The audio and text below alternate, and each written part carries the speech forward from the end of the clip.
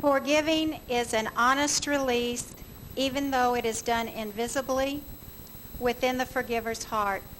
It is honest because it happens along with honest judgment, honest pain, and honest hate. True forgivers do not pretend they don't suffer. They do not pretend that the hurt and wrong does not matter much. Forgiving is love's revolution against life's unfairness. These words are from Forgive and Forget, written by tonight's speaker, Dr. Lewis Smeades. In this pioneering work on forgiveness, Dr. Smeades challenges us to seriously confront the courageous choice of forgiveness in a very personal way. Dr. Smeades comes to us from Fuller Theological Seminary, where he was selected to be the first professor to fill the endowed chair of integrative studies at Fuller's Graduate School of Psychology. It is with great pleasure and anticipation that I introduce Dr. Lewis Smeades to you. Please welcome him.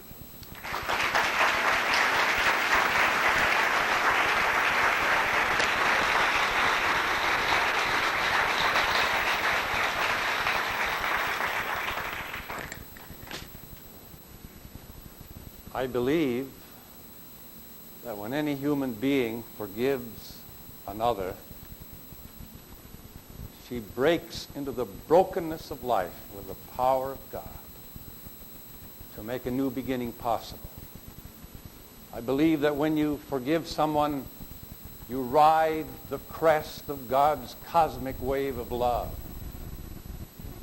I believe that when you forgive someone, you walk in stride with Jesus. I believe that when you forgive someone, you set a prisoner free and discover that the prisoner was you. I believe that by forgiving you can heal hurt you didn't have coming in the first place. I believe that forgiving is the most creative act since the cross of Christ. For these and for a lot of other reasons, I'm so grateful that you people who are healers of God have chosen forgiveness for your theme for this year's convention. And I can't begin to tell you how honored I feel that you've asked me to come and share some thoughts with you about it. In thinking about how to do this tonight, I decided I didn't want to make this a rhetorical event. I just want to give you my hand and perhaps invite you to let me lead you through some of the thickets of this utterly simple and yet most creative act in the human repertoire. So I'm going to have an outline, and I'm going to use the projector just to keep you aware of where I am in my outline. But before I do that, let me just remind you of the critical situation into which forgiving is introduced as a possible creative solution. Somebody has injured another person deeply and wrongly. What happened is irreversible. There is no delete button on our autobiography. Our life must now be written as a story that incorporates that wound somehow redemptively into the story that God calls us to live. But it's irretrievable, and you can't forget it. And because you can't forget it, the wound that you received originally keeps walloping you like a wretched rerun that's sewn inside of your mind that reminds you of it and hits you again with it every time it plays the rerun. And not only that, but you compound the pain by the resentment and bitterness and even hatred you have towards the person who hurt you. And there you are, pain compounded by wrongful injury, by a memory that won't stop, and by the acid of resentment that corrodes our spirits along with the bad memory. It's into that broken situation, so universal, so tragic, so painful, that God came with his greatest of all inventions, the invention of forgiving as a solution to wrongful pain. Let me walk you through my simple, even if it's a kind of a long outline. I don't think I could make an outline to a speech simpler than this. What? Can you read that? What, why, whom, when, how? Say it with me. What, why, whom, when, how? Let's talk about the what. I am amazed at how difficult it is for educated, theologically literate Christian people to agree on exactly what you do when you forgive somebody. And I'm going to share my way of thinking about this scenario, and you can only match it with the way you think about it. I think of forgiving primarily in 3 steps, with the fourth as a climax, a possibility. The first thing that you do is the hardest of all. You surrender. What do you surrender? You surrender a right. A right to what? A right to the most primitive moral demand in the human moral spirit. The right to get even. The right to even the scales. The right to set things straight. Every moral instinct tells you when you've been wrong that you have a right to get even. You take that right, you put it in your hands, and you look at it, and you let it fly away. You say, I'm going to live with a score untied, scales unbalanced, loose ends hanging loose. You give up your right to get even. Secondly, in the process, you gradually revise the caricature you create of the person who hurt you. Whenever one person hurts another unfairly, that person who has been wounded has her eyesight, her vision distorted. She can't see straight anymore when she's looking at the person who hurt her. She defines that person immediately in terms of the injury that he did. Fred Jones, who is he? He's the clod who cheated, who betrayed, who was disloyal to me. And as the forgiving process goes on, that person defined in terms of the wrong he did to you gradually comes back into the human family, and you see him or her as the flawed and fallible, complex, mixed up, terrible maze of good and evil and weakness and need that he or she is. Not all that different from you. And then you begin to revise your feelings as the resentments and the bitterness and hatred gradually are eroded out of your soul. There emerges in your heart the strange and wonderful power to put that person in your mind's eye and wish her well. This came to me like a thunderclap a few years ago when I was teaching the first session of a large class at Fuller, and I noticed a very beautiful woman in the class. I noticed those things. It's not that that's so unusual where I work, but I do notice. But after class, I also noticed that she was quite disabled. I spoke to her one time and I said, tell me your story. Tell me who you are. Well, she had been an actress. She had been struck by a hit-and-run driver in Beverly Hills, left her almost dead, went to the hospital, survived, but came back very disabled. Her husband is a star. You'd all know his name. A week after she got out of the hospital, he left her. Evidently, it doesn't work well for a star to be married to a disabled person. Anyway, I asked her, have you forgiven him? She said, I think so. I said, what makes you think so?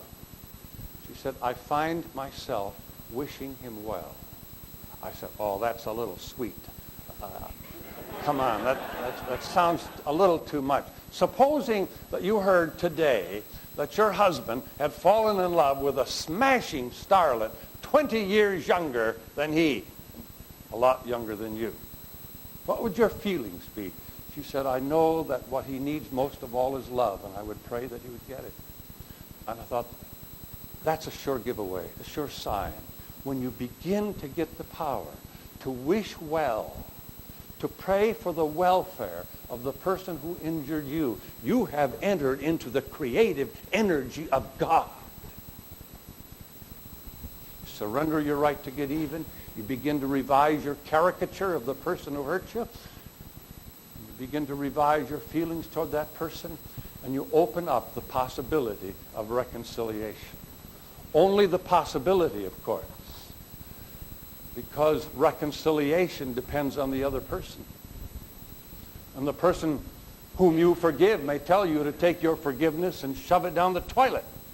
The person you forgive may tell you that you had the hurt coming. The person whom you forgive may be dead and gone. I think it's important for you to understand, though you don't have to agree with me, that reconciliation is not the same thing as forgiving. Forgiving is what happens in the silence of your heart, your individual heart. Reconciliation is something that happens as the reward and climax of what happens there. Maybe it will happen, maybe it won't. But if it does not, it will not be because of the wall that is built by your hatred and resentment.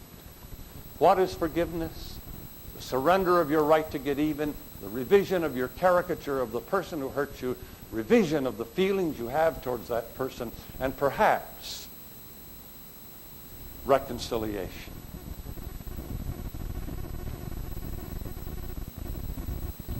What's the next point in my outline? I've forgotten. Why? Okay. Now,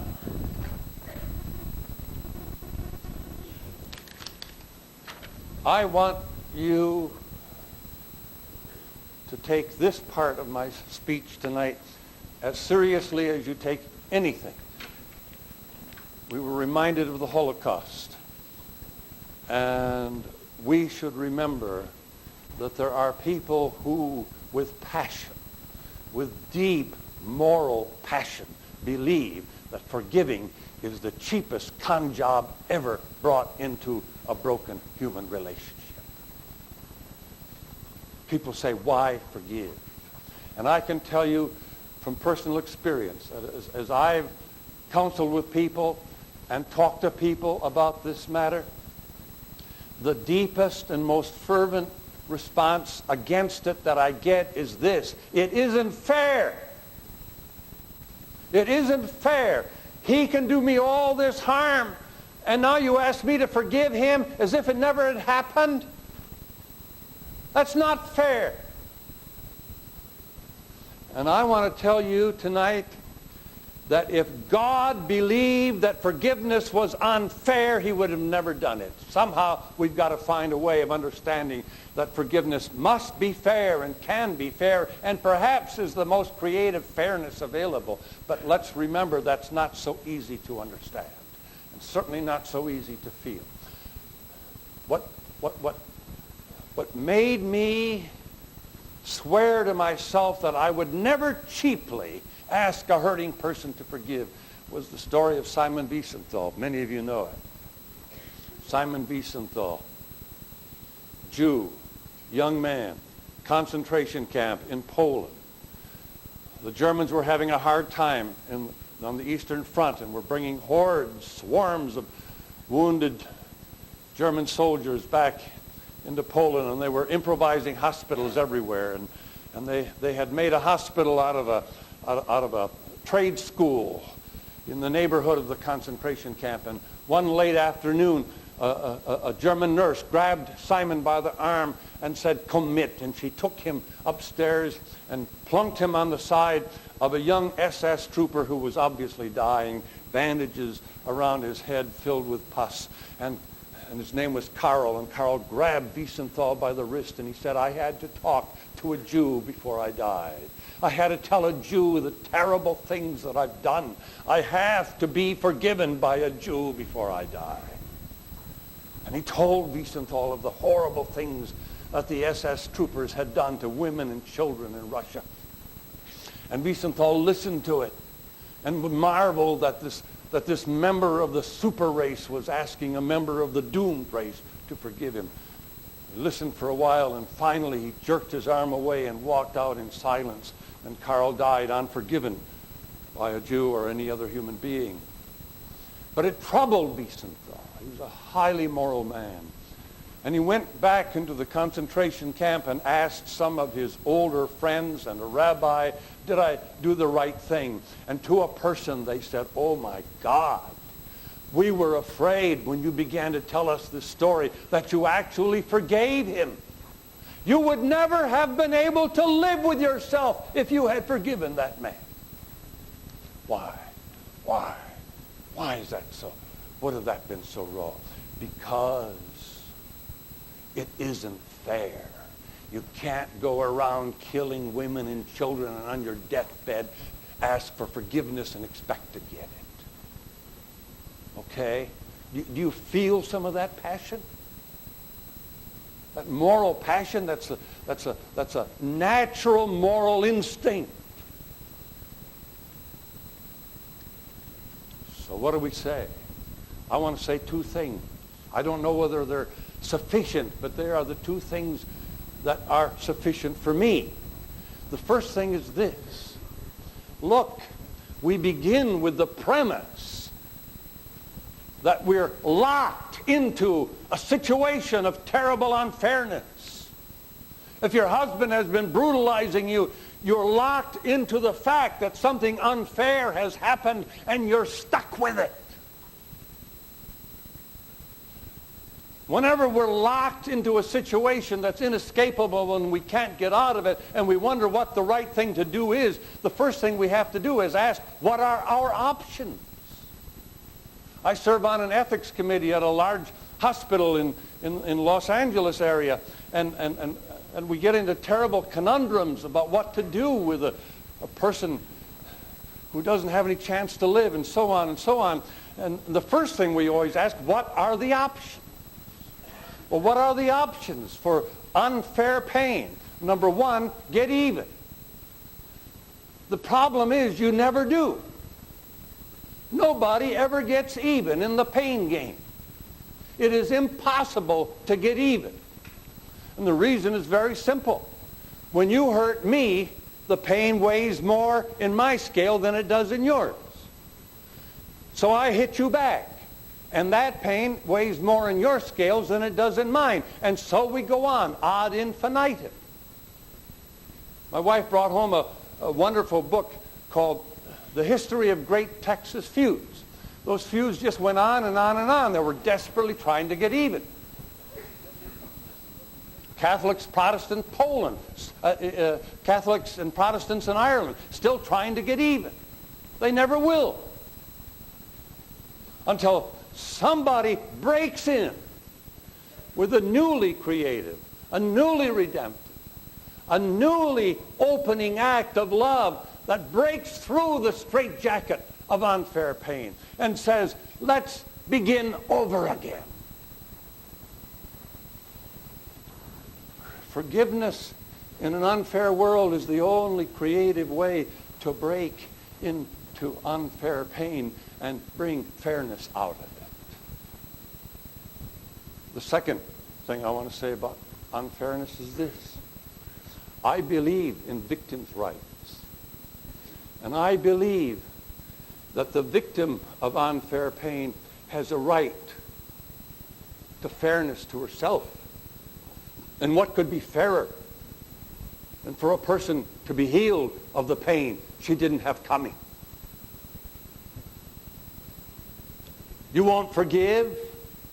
You are in essence saying to the person who hurt you, here, hit me again. Keep hurting me in my memory until I die.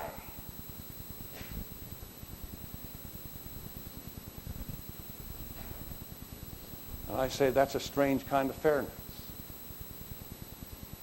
What about being fair in a fundamental way to the person who has been hurt?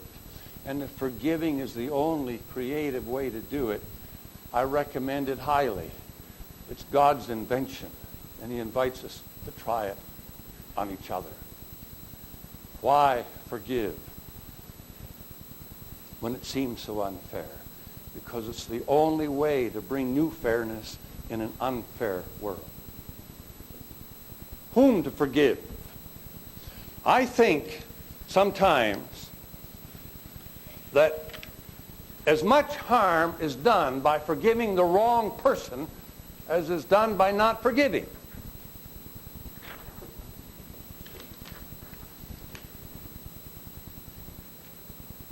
Not everybody who hurts us is a candidate for our forgiveness. Let me just run through this. The person to forgive is the person who hurt you. You have no right to forgive people who don't hurt you.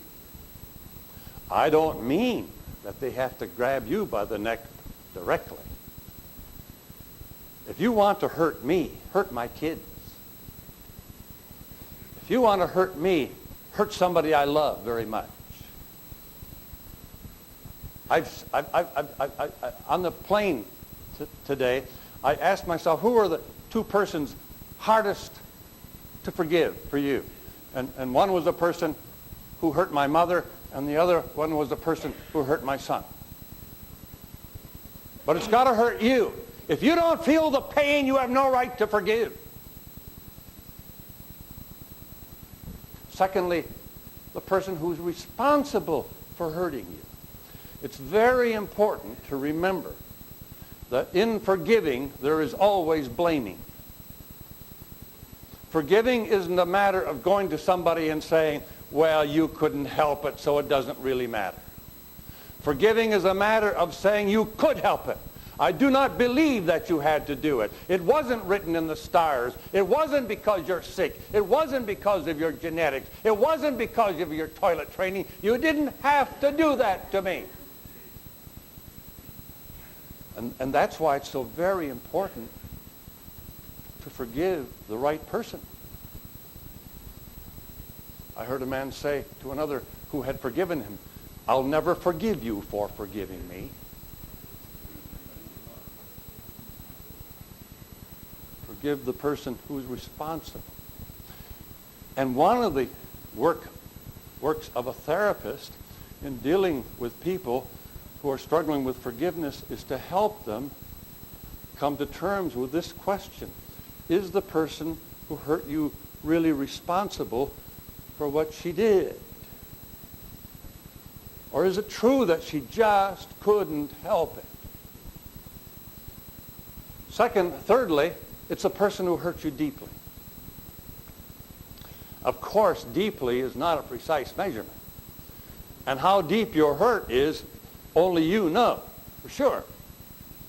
But I think we have to face the fact that we live in a world of slightly wacky friends and cloddish spouses and thoughtless kids and goofy neighbors and pushy colleagues who are often quite hard to get along with. And there is a beautiful Christian remedy for getting along with pains in the neck. And that is called, the word for it is magnanimity. Look it up in the Oxford Dictionary, Oxford English Dictionary. Definition of magnanimity, the power to cope with pains in the neck. And we all have them. I've had a person in my environment for the last 3 years who is just a bother to me. I can't tell you how irritating and annoying that person is. She's a nettle under the seat of my pants. I don't forgive her. Of course not. I pray for patience. I pray for her. I pray for greater love and magnanimity on my part. She hasn't wronged me. She's just being her irritating self.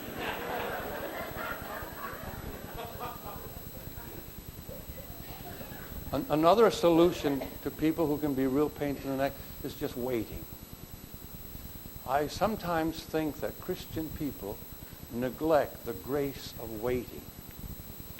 And I want to tell you something that I'm not sure I should or not, but I felt so wonderful about it last night that I'm going to share it with you. I teach a course, and I taught it last night, a seminar called God and Psychotherapy. I don't know anything about psychotherapy, but I try to help people know about God. And we work with it that way. And we were talking about prayer. Praying for your clients and when it's appropriate to pray in a therapy session, all that kind of stuff. What do you really expect when you pray? What do you really believe God does and that sort of thing? And we were talking about that. and I was talking about an experience that I had when my kids were younger and my daughter was an adolescent. And I shouldn't have said this probably, but my kids are adopted, and my daughter as an adolescent was just having a hell of a time. I mean, she was having a hellish time with coming to terms with that. And she was one colossal pain in the neck. And I prayed, and it seemed God didn't do a thing. Didn't do a thing. But the years went by. And I can tell you that at 35, I look at her and I say, oh God, you answered every prayer I offered. And a wonderful thing happened. A young woman in the class raised her hand, looked about my daughter's age, and she said, I know your daughter. I didn't know this girl. She said, I know your daughter. I knew her. I knew the struggle she was having with you guys, with me and my wife. She said, I didn't know you, but I had heard of you. I knew what she was going through with you. And I knew what you were going through with her. And I want to tell you that knowing how you waited for her led me to Jesus Christ. I'm a Christian today, she said, because you waited. There's grace in waiting, too. I never forgave my daughter.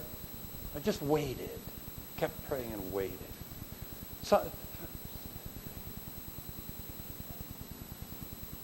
the person you forgive is a person who hurts you deeply and wrongly. And this is the important part. And this is why forgiving is both so important and difficult. You don't forgive simply because it hurts. You forgive because you know in your heart that it was an unfair hurt. You didn't have it coming. It was a wrong. And it was a moral wrong. And because you were wrong, because you were demeaned and betrayed, and someone you trusted to be with you turned against you, you were wrong. That things can't go on anymore as they were. They can't. The relationship can't have any honesty if it just goes on. As if nothing had happened. That is the crisis. Then you're facing a person who is a candidate for the miracle of forgiving. The person who hurt you, the person who was responsible for hurting you, the person who hurt you deeply, and the person who in hurting you wronged you. Okay?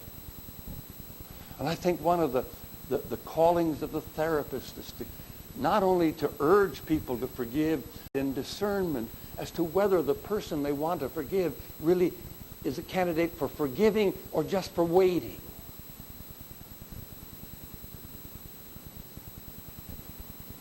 Whom to forgive, when to forgive. Well, I've got a, if you ever wanted a precise answer from a lecturer, you're going to get it now. When to forgive, okay? Not too soon, but not too late.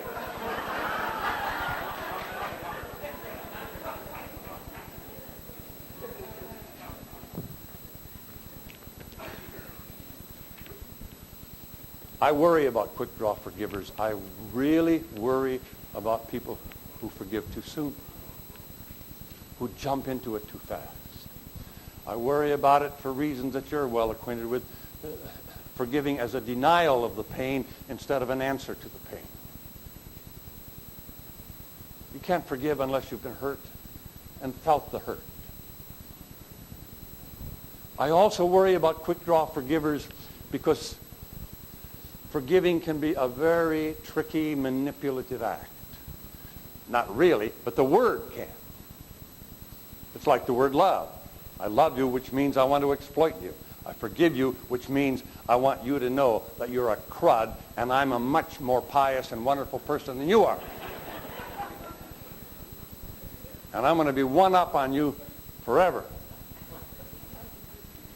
Eugene O'Neill has this play, The Iceman Cometh, about, and in it there's a guy who killed his wife on grounds of excessive forgiving. He was a drunk, and every time he came home, she would let him know that he was the scurviest scum ever to crawl out of the gutters of humanity, but I forgive you. And he knew what she was doing. So he went out and got drunk again. What else could he do? He came home and she did it again. She kept on walloping him, assaulting him, pounding him, punishing him with her forgiveness. So he shot her in the head, which I don't recommend, but I have some sympathy for. There's this guy in a play by Henrik Ibsen called A Doll's House.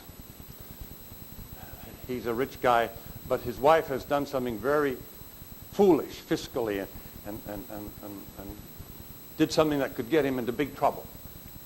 He said, I'll never forgive you. I'm going to punish you. I'm not going to divorce you. You're going to live in this house, but you're going to have nothing to do with your own children. Now that is really punishment, isn't it? But then something happened, and it turned out that what she did was not going to have the terrible effect that he feared. And in 2 seconds, he says, I forgive you. Oh, it's wonderful to forgive, he said. You can't know the sweetness of forgiving because now you're not only going to be my wife, you're going to be my child. And I'll control you real good from now on. Quick draw forgiving can be the worst manipulation in the book. I think when people want to rush into it, say, wait, let's wait. Let's make sure we're forgiving the right person for the right reason, in the right way, at the right time. Wait a while. Hurt a while. But not too late. Don't wait too long.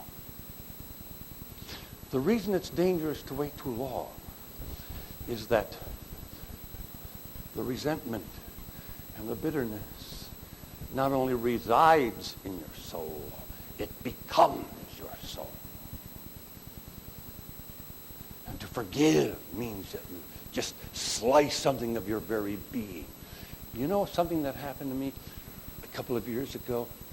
I attend a little church, and 20 years ago when we began there, we learned that 5 years earlier, that church had fired its minister. Threw him out. Threw his family out of the manse.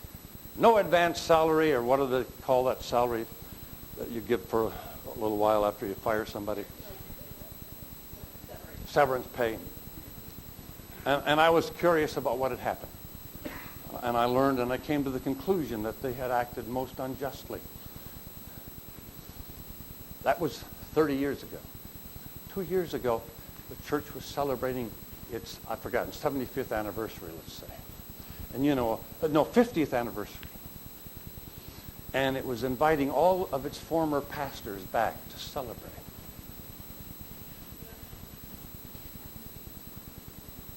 And I learned they intended to invite that guy. I went to the session, we call it consistory, and I said, you can't do that. You can't celebrate with a lie. Before you invite him, you have got to, as a session, and you've got to get the whole congregation in on it, write a letter, and beg that man's forgiveness. And they did it. Marvelous. They did it. And he called me up and he said, what did you do to me? What am I going to do now?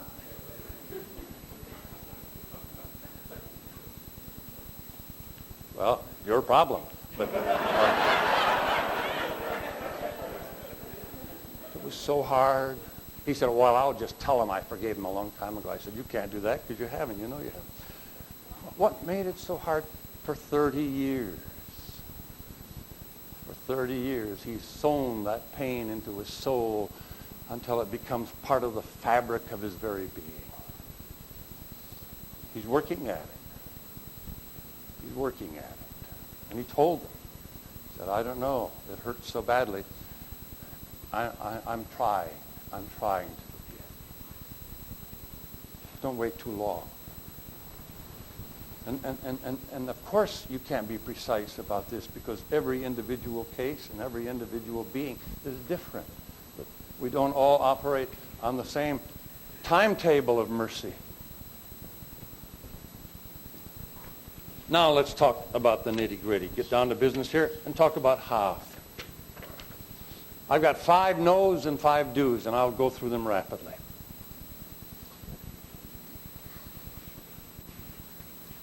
Don't demand repentance. Don't demand a perfect ending. Don't expect all the pain to go away. Don't forgive out of duty. Don't require talking about it. Don't demand repentance. Remember, we're talking forgiving. We're not talking reconciliation. Okay? Reconciliation is the second step. Talk forgiving.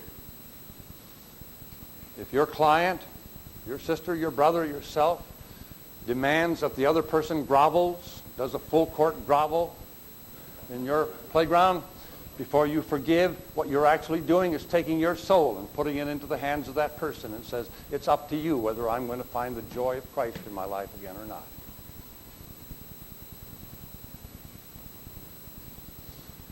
That person who hurt you may never repent, may never come and say, I'm sorry. He may never, or she may never be sorry. Forgiving is, first of all, the act of the person who has been hurt. And that event occurs in the secret corridors of the human heart. When Jesus says, repent and you'll be forgiven, Jesus is saying, repent and then we'll be reconciled. Because for God, forgiving and reconciliation are one. But not for us. Don't demand a perfect ending. That's counterproductive, as they say. You know, there are people who are afraid to forgive because they think that if they forgive, they got to go back to that person and establish the old relationship again. And they know that the relationship was bad. Help people to understand that forgivers don't have to be fools.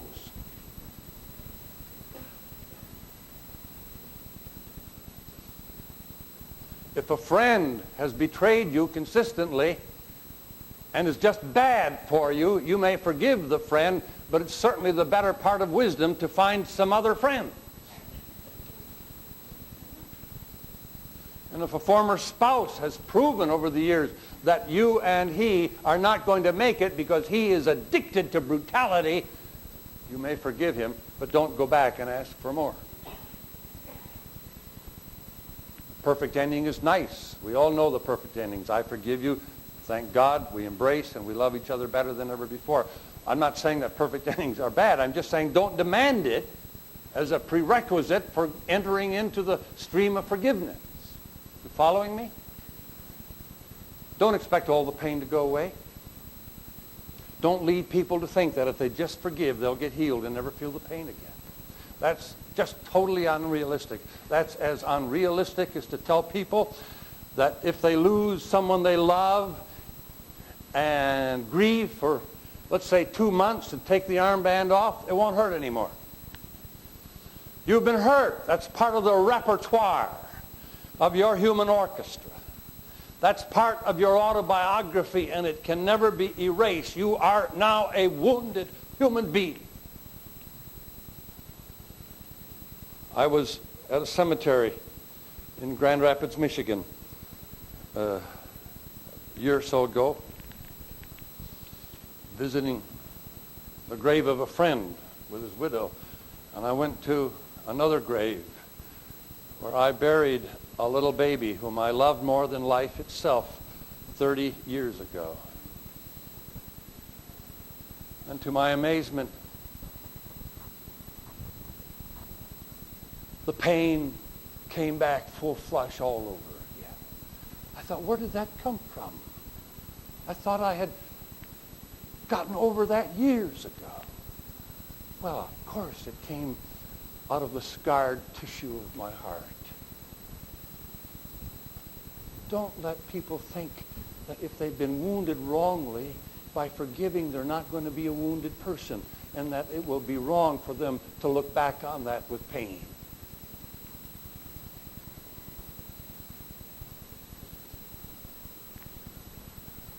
Some of you are good therapists today, partly because you have accepted the fact that you are a wounded healer, as Henry Nouwen so beautifully put it.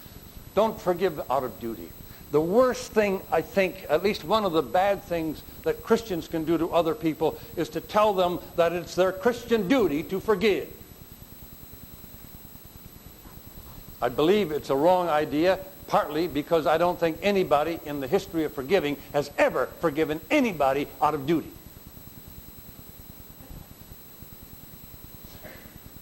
Paul says, forgive as God forgave us. And I can guarantee you that God did not forgive us because he had to.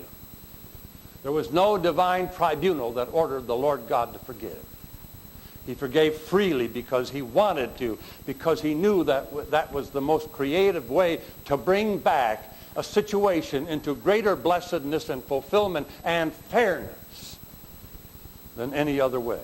And I have a notion that God felt a lot and still feels a lot better for having done it.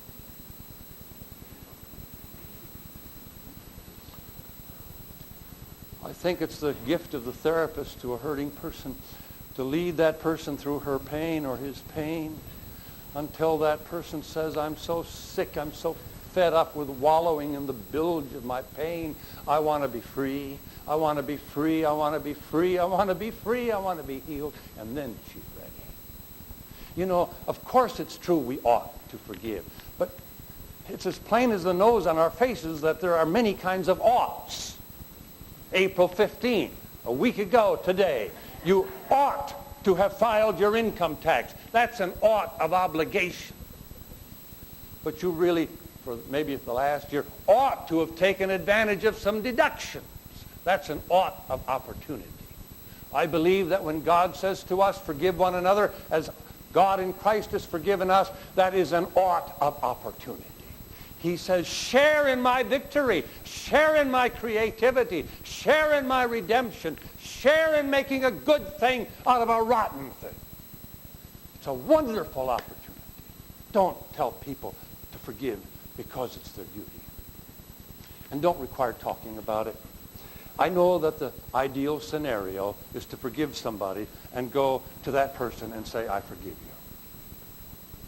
But I've got to tell you that not everybody has the talent and the gift for doing that right.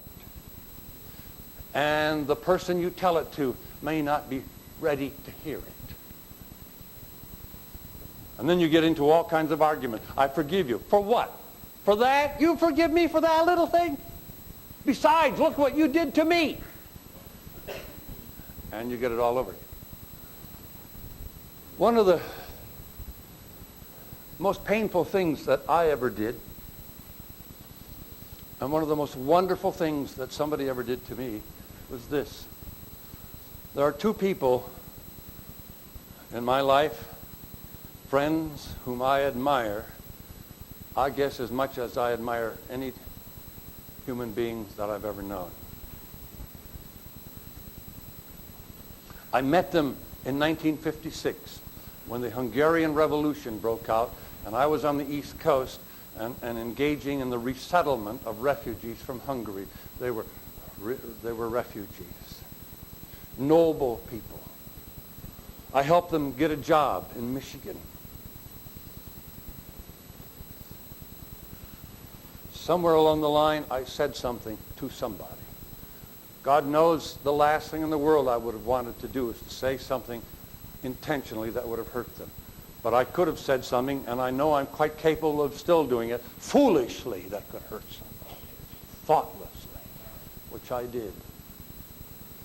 And they called me, and they looked me in the eye, and they said, "We will never, ever forgive you."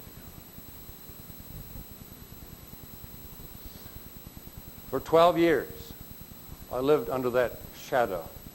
And we had mutual friends, and their names would come up. And every time the name came up, I would get a wallop to the depths of my heart. You hurt those people. Something happened. I got sick. And an aperture was created in my life, and they came in. Slowly, step by step. But they came in. And they came in all the way. All the way. All the way. But they have never once said to me, "Lou Smeades, we've forgiven you." God knows they don't have to. Mind you, I'm not saying don't ever tell them. I'm saying don't tell people they have to tell them unless you're sure that they're ready to do it well. And that the other person may be ready to receive it. Don't lay obligations that are not necessary to the essence of the healing. These are just some do's, some don'ts. Let's get positive and finish this lecture by talking about some do's.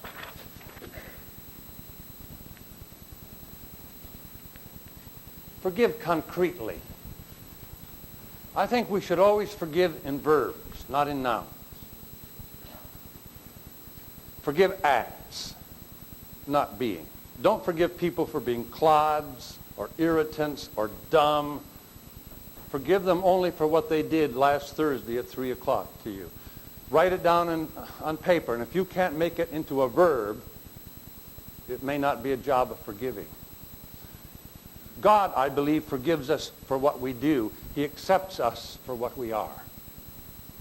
And there's a critical difference in that. Critical difference.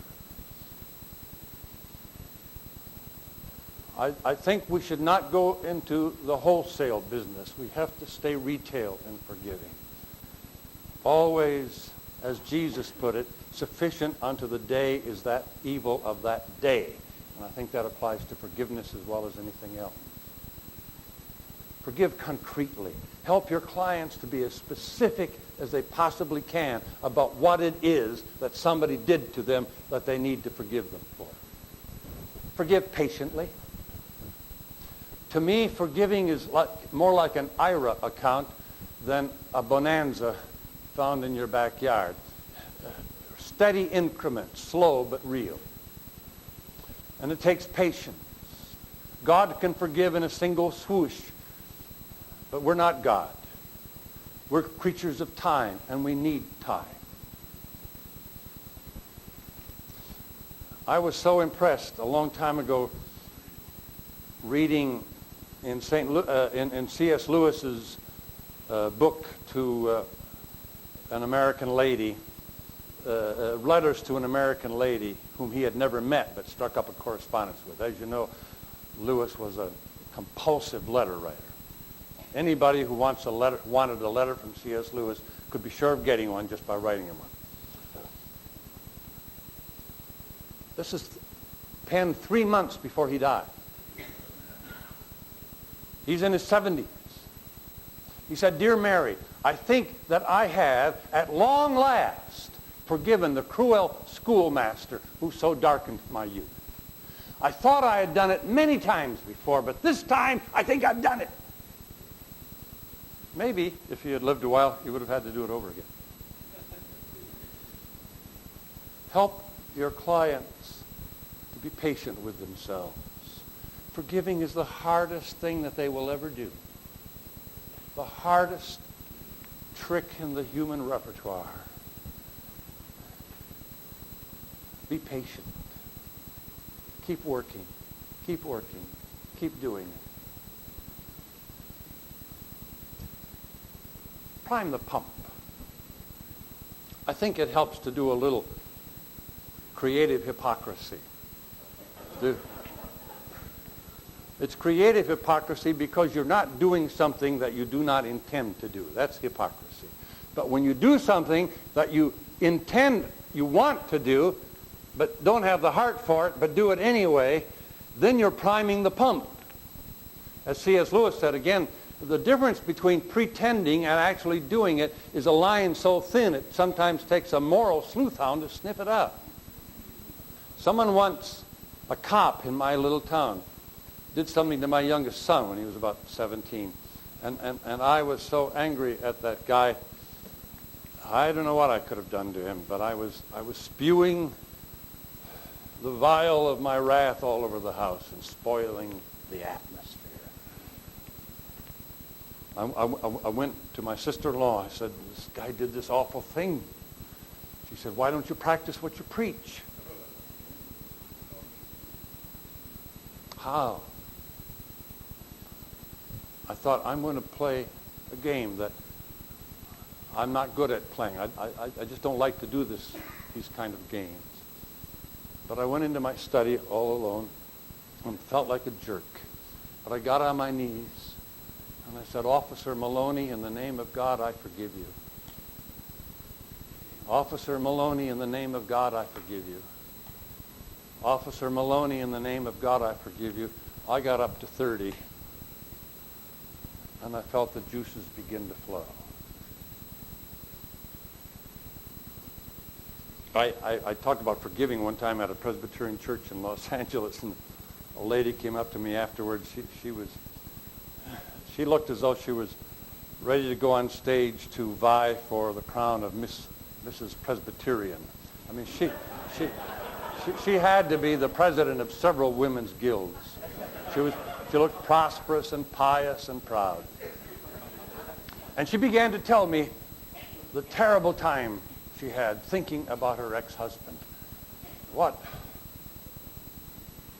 a wretched, wretched, wretched experience it was, and she just couldn't get out of the trap. She said, "I didn't know what to do, so I prayed for the SOB." I didn't know Presbyterian ladies talked like that, and she didn't say SOB.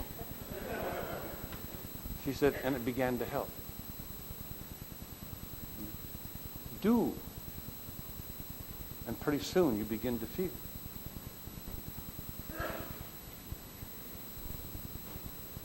By the way, about forgiving patiently, that cop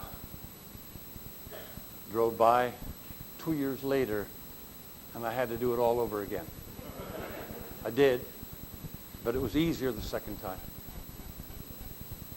Forgiving is not usually a one-time thing. And prepare people for that. Forgive intolerantly. Forgive intolerantly the way God does. I don't hear God say, "I forgive you. Do it again because I enjoy forgiving so much." Forgive me anything, but if you put up with everything, you're in for a lot of trouble. And I think we have to let that be known and let that be felt in the heart of our client forgivers. To forgive, you don't have to be a doormat. You don't have to be a patsy. That's not what forgiving is about. Forgiving is about creation, not tolerance. I was on a talk show one time, and we were talking about this, and a lady called in, and she was terribly angry. She said, she spit into the telephone. You talk forgiving. You tell me, if you dare, how I can forgive a man, a drunk who ran over my 4-year-old boy 4 months ago and killed him in front of my own house. 10 minutes later, another lady called, got off the freeway. She said, I heard that lady. I had to tell her something. It's the same thing happened to me 4 years ago. 4 years ago. She said, for 2 years, I dreamed about getting even with him. I wanted him to suffer nightmares every night the rest of his life. I wanted him to hurt every bit as much as he hurt me. I wanted him to be wretched and miserable forever. She said, 2 years of that, and I suddenly woke up to the fact that the man who killed my son was killing me. They weren't burying me, but he was killing me inside. So she went to her priest, and the priest said, we've got to work out forgiving somehow. But he said, there's one thing we've got to do first. You and I have publicly got to establish in this town a chapter of Mothers Against Drunk Driving. We've got to let it be known that forgiving drunk drivers is not toleration of drunk driving. Forgiving a wife beater is not toleration of husbandly brutality. Forgiving a father who brutalizes a child is not to tolerate child molestation. Forgiving is not tolerating. It is a divine art almost to find ways to forgive creatively without seeming to be tolerant of everything. That's awfully hard to work that out, but we have to start with it as a premise. Giving intolerantly. My last point is this, and it's the hardest point to formulate. If I were a pastor helping people to forgive, I think the basic thing that I would work on is helping those people to feel both forgiven and accepted themselves.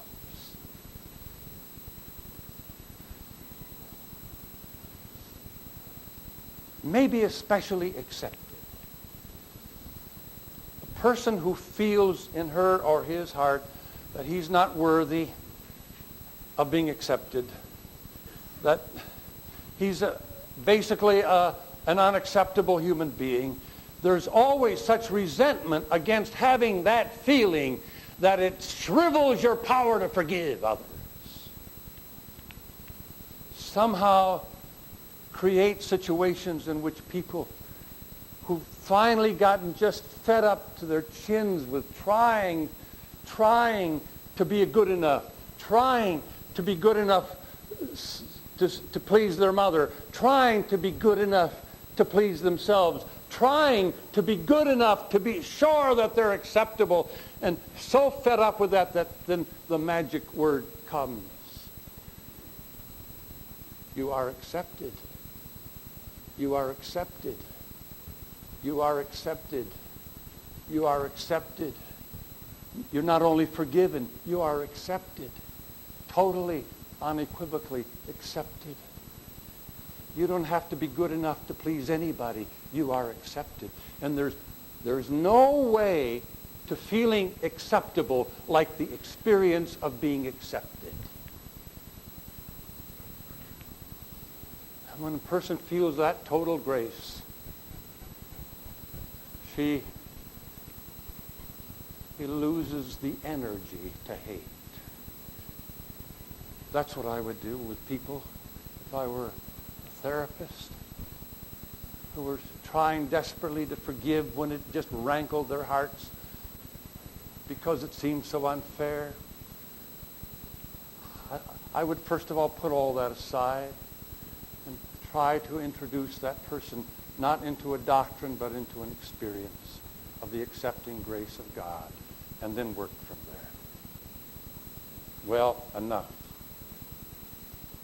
I told you I was just going to lead you through some of the ordinary pedestrian thickets of forgiveness. if I've helped you clarify your thoughts or reminded you of what you already know in some little ways, I'm so profoundly grateful I couldn't possibly tell you. But I want to end where I began. If you can help somebody